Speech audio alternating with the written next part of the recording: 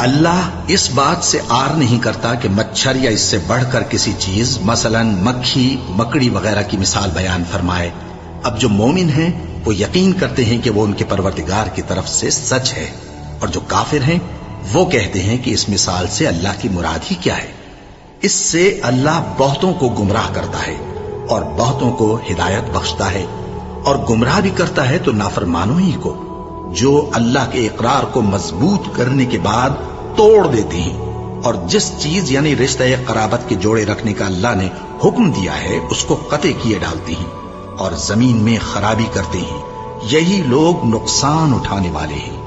کافرو، تم اللہ سے کیوں کر منکر ہو سکتے ہو؟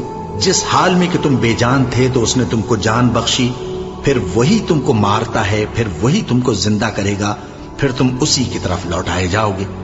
وہی تو ہے جس نے سب چیزیں جو زمین میں ہیں تمہارے لیے پیدا کی، پھر آسمانوں کی طرف متوجہ ہوا تو ان کو ٹھیک ٹھیک 7 آسمان بنا دیا، اور وہ ہر چیز سے خبردار ہے۔